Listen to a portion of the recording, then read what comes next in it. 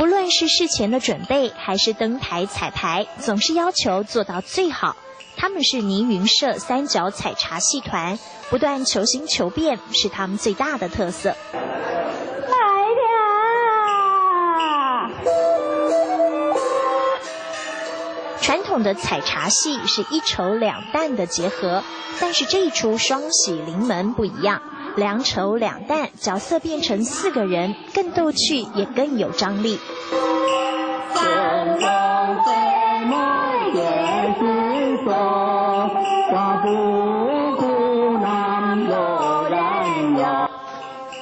跟传统采茶戏不一样，不但肢体动作很丰富，这一瞪眼一瘪嘴，表情十足，因为他们还特别请到身段老师现场教学。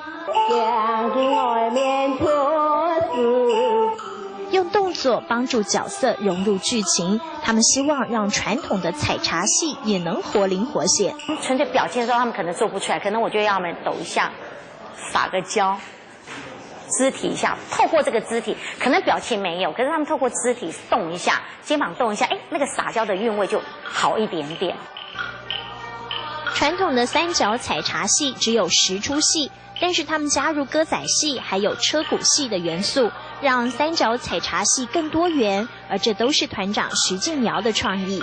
参考了这个本地歌仔啦、歌仔戏啊、车鼓戏啦，这样的话，其他族群对我们三角采茶也接受度会更加的提高。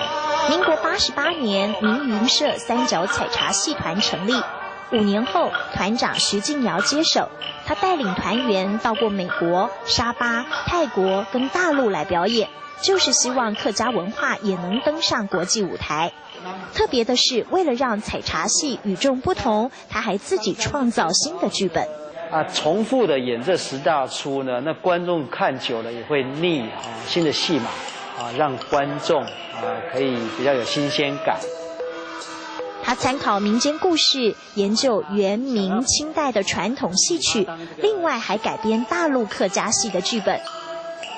在创新之余，更强调传承，所以他开班授课，让有兴趣的人都能学到一身好本领。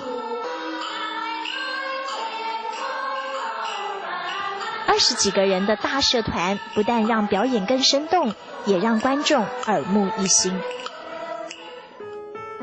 一出双喜临门，竟成采茶戏的创新多变，两筹两担，丰富9腔18调的悸动张力。徐静瑶的倪云社，让我在舞台上遇见感动时刻。